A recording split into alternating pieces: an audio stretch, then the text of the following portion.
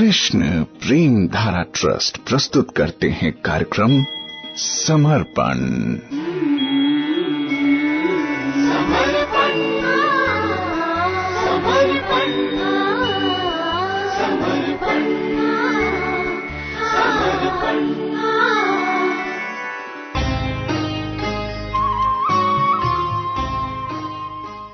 कार्यक्रम समर्पण में आपके साथ हूं मैं प्रेम धारा। नमस्कार, कैसे हैं आप?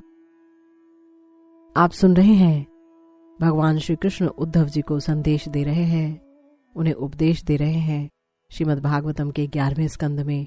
और इस समय हम 10वें अध्याय पर चर्चा कर रहे हैं, जहां पर भगवान ने पहले बताया कि कैसे एक व्यक्ति जो भगवान के आश्रय में रहना चाहता है उसे सब जगह निष्काम होना पड़ेगा।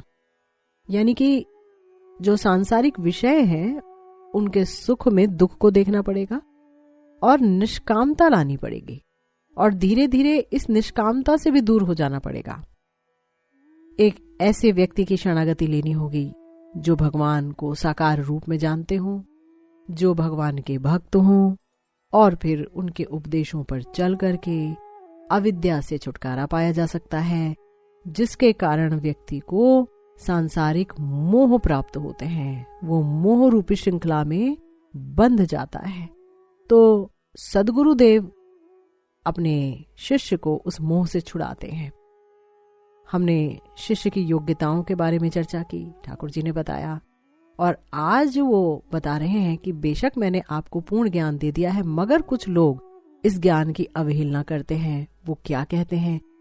14वें, 15वें और 16वें श्लोक में श्री कृष्ण कह रहे हैं, अथैषाम कर्म कर्तृणाम भोक्तृणाम सुख दुःखयोः नानात्वमथ नित्यत्वम लोक कालागमात्मनाम मन्यसे सर्वभावानां संस्था योत्पत्तिकी यथा ततद्दाकृति भेदेन जायते विद्यते च धीः एवमप्यंग सर्वेषां देहिनां देहयोगतः कालावयवतः संति भावा जन्मादयो असकृत।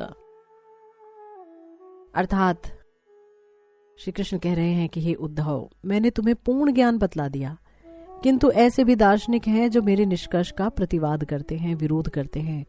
उनका कहना है कि जीव का स्वाभाविक पद तो सकाम कर्म में निरत होना ही है, और वे जीव को उसके कर्म से उत्पन्न सुख दुख के भोक्ता के रूप में ही देखते हैं। इस भौतिकतावादी दर्शन के अनुसार जगत, काल, प्रामाणिक शास्त्र और आत्मा ये सभी विविधता युक्त हैं और शाश्वत हैं, और विकारों के निरंतर प्रवाह के रूप में विद्यमान रहते हैं। यही नहीं, ज्ञान एक अथवा नित्य नहीं हो सकता, क्योंकि ये विविध और परिवर्तनशील पदार्थों से उत्पन्न होता है। इसलिए ज्ञान स्वयं भी परिवर्तनशील होता है। हे उद्धव, यदि तुम इस दर्शन को मान भी लो तो भी याद रखो, जन्म, मृत्यु, बुढ़ापा और बीमारियां सदा बने रहेंगे, क्योंकि सारे जीवों को काल के प्रभाव के अधीन भौतिक शरीर स्वीकार करना होगा। तो भगवान श्री कृष्ण ने उद्धव जी को कहा है कि अभी जो मैंने तुम्हें उपदेश दिए उनमें मैंने जीवन के वास्तविक उद्देश्य को बतला दिया है कि मेरे परायण होना, मेरी प्रेम भक्ति पाना ही वास्तविक उद्देश्य है। लेकिन कुछ लोग ऐसे भी होते हैं, विशेष रूप से अनेक ऐसे संत हैं जैसे जैमिनी कवि आदि, उनके अनुयायी, वो भगवान के इस निष्कर्ष का प्रतिवाद भी करते हैं। भगवान कहते हैं कि यदि तुम उनके ज्ञान को उपयुक्त समझते हो और मेरे उपदेशों को स्वीकार नहीं करते तो फिर तुम ये बात सुनो, क्योंकि वो जो संत हैं वो ये मानते हैं कि जीव मूलतः और स्वभावतः सकाम कर्मों का ही करता है। वो जब भी कोई काम करेगा तो उसके पीछे कोई उद्देश्य देखेगा, अपनी खुशी चाहेगा, और उसके सुख दुख उसके अपने कर्मों का फल होते हैं। जीवों द्वारा भोग प्राप्त किए जाने वाला ये जगत, उनके द्वारा भोगा गया समय, भोग प्राप्त करने के साधन बतलाने वाले शास्त्र, और वे सूक्ष्म शरीर जिनसे जीव भोग का अनुभव करता है, वे सारे के सारे न केवल नाना रूपों में विद्यमान रहते हैं बल्कि शाश्वत भी हैं। जीव को भौतिक पदार्थों और स्थितियों की नश्वरता देखकर, अथवा ये कह लीजिए जगत को माया के रूप में देखकर भौतिक इंद्र तृप्ति से विरक्ति उत्पन्न होने की आवश्यकता नहीं है। ऐसे भौतिकतावादी दर्शन के अनुसार वो कहते हैं कि भाई जैसे फूलमाला, चंदन या सुंदर स्त्री, ऐसे भौतिक पदार्थ विशिष्ट प्राकट्यों में क्षणिक होते हैं, मतलब वो होते हैं पर लगता है बहुत कम समय के लिए हुए, लेकिन सृष्टि और संहार का जो एक प्रवाह है ना, सृष्टि से लेकर संहार तक, इसमें वो हमेशा रहते ही हैं किसी न किसी रूप में। यानी मान लीजिए किसी स्त्री का या किसी पुरुष का रूप बहुत सुंदर है परंतु वो नश्वर है, लेकिन तो भी भौतिक जगत में सुंदर स्त्रियां और पुरुष सदा रहेंगे ही। तो इस तरह के जो धर्मशास्त्र हैं उनके अनुसार सकाम अनुष्ठान यानी कर्म कांड अगर कोई सावधानी से करे तो इंसान जन्म जन्मांतर तक भोग्य वस्तुओं से संपर्क बनाए रह सकता है। इस तरह इंसान की जो इंद्र तृप्ति है वो शाश्वत बनी रहेगी। उन लोगों का ये भी कहना है कि ऐसा कभी कोई समय नहीं था जब ये जगत उस रूप में विद्यमान ना रहा हो जैसा कि आज है, जिसका अर्थ ये है कि इस जगत का बनाने वाला कोई परम नियंता या कोई भगवान नहीं है। उनका दावा ये भी है कि जगत की व्यवस्था सत्य है, उपयुक्त है, वो मायामय नहीं है। माया जो है वो एक कल्पना है। इसके अतिरिक्त उनका ये भी कहना है कि आत्मा के आदि शाश्वत रूप का कोई नित्य ज्ञान नहीं है, कि कोई अनादिकाल से एक आत्मा है ना। उनका ये भी कहना है कि ज्ञान किसी परम सत्य से उत्पन्न नहीं होता, बल्कि भौतिक वस्तुओं के अंतर से उत्पन्न होता है। यानी भौतिक वस्तुओं में क्या क्या अंतर है, एक वस्तु से दूसरे वस्तु में क्या अंतर है, कैसा अंतर है, बस इस अंतर को जो समझ लेता है वो ज्ञान है। इसलिए ज्ञान शाश्वत नहीं है, परिवर्तनशील है, क्योंकि भौतिक वस्तुओं का जो अंतर है वो भी परिवर्तनशील है।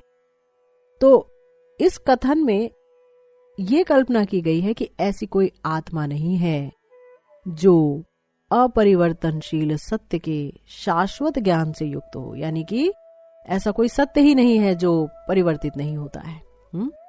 हर चीज परिवर्तनशील है, इसलिए ज्ञान भी परिवर्तनशील है। और चेतना और ज्ञान के स्वभाव से सब कुछ रूपांतरणशील है। चेतना भी हमारी रूपांतरित होती जाती है, हमारा ज्ञान भी, भौतिक वस्तु चूंकि रूपांतरित होते जाते हैं, चेंज होती जाती है, इसलिए उसके अनुसार हमारा ज्ञान भी चेंज होता रहता है। तो वो कहते ये हैं कि चेतना के निरंतर रूपांतरित होने से नित्यता का खंडन नहीं होता। चेतना शाश्वत रूप से विद्यमान रहती है, मगर एक रूप में नहीं रहती है, अनेकानेक रूप में रहती है। तो इस तरह से जो जैमिनी संत हैं उनके अनुयायी ये मानते हैं कि ज्ञान का रूपांतरण उसकी नित्यता का निषेध नहीं करता। उनका कहना है कि ज्ञान अपने रूपांतरण के निरंतर स्वभाव के भीतर शाश्वत रूप से विद्यमान रहता है ना। इसका मतलब क्या हुआ? इसका सारा जो मतलब है वो यही हुआ कि वो वैराग्य पथ की संस्तुति नहीं करते हैं। वो कहते हैं कि हमेशा इंद्र तृप्ति की जा सकती है, जीव इंद्र तृप्ति के लिए ही बना है, जीव सकाम कर्मों के लिए ही बना है।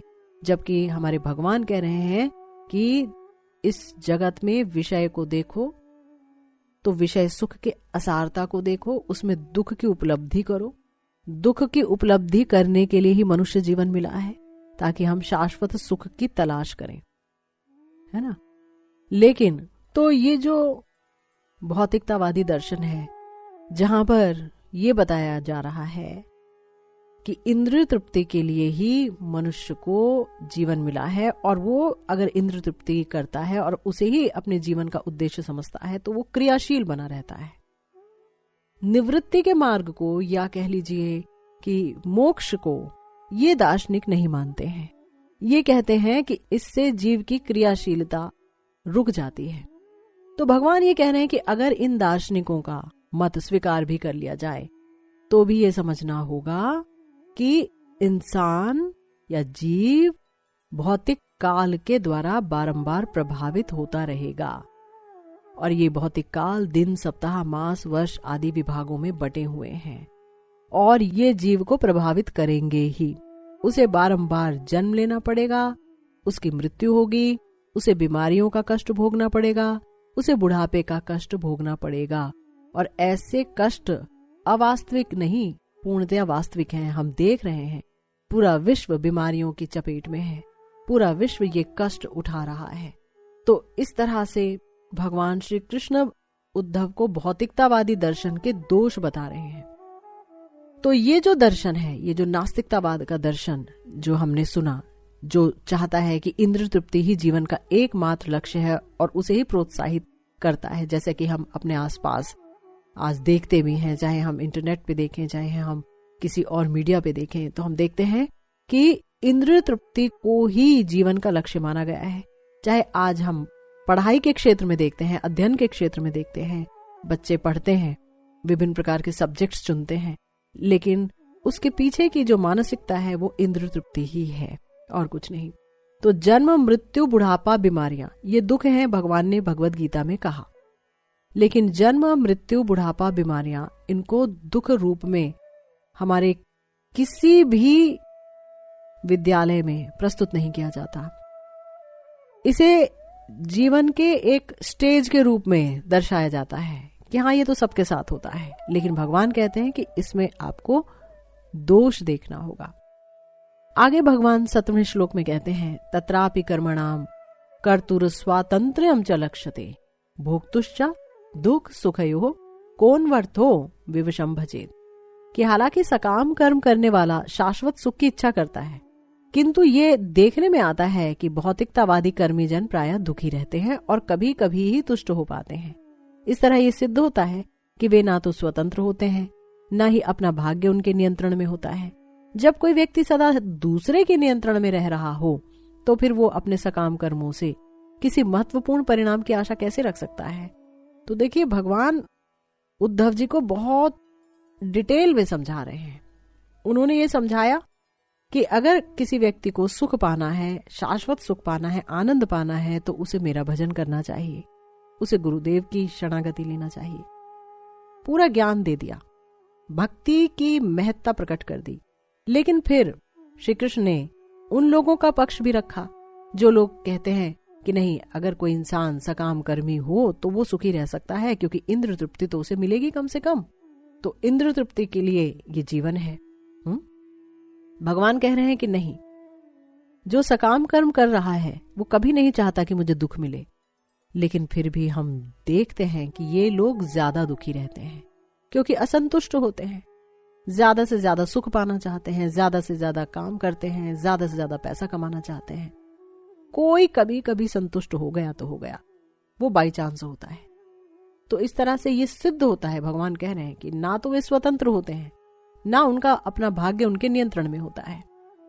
तो ठीक है, अगर इंद्रिय तृप्ति को जीवन का लक्ष्य मान भी लिया जाए, तो ये बताइए कितने लोग हैं जो इंद्रिय तृप्ति कर पाते हैं पूरी तरह से और उसमें संतुष्ट रह पाते हैं।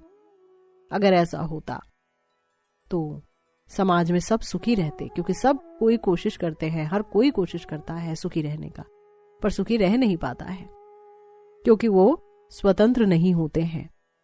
उनका अपना कर्म, उसके फल बीच में आ जाते हैं, और फिर भगवान, उनका अपना भाग्य उनके नियंत्रण में नहीं होता।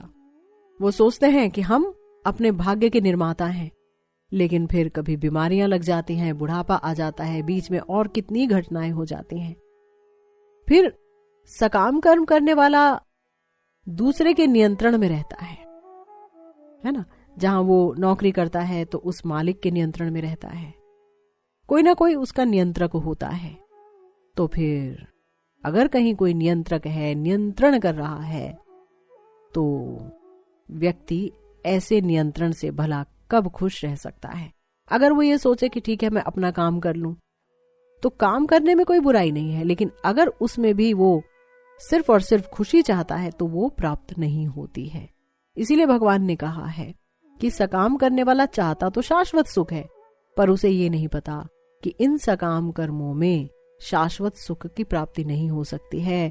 शाश्वत सुख की प्राप्ति होती है तभी जब कोई भगवान का भजन करता है, उनके चरण की शरणागति लेता है, उनका हो जाता है, उनका प्रेम प्राप्त करने का प्रयास करता है। याद रखिए।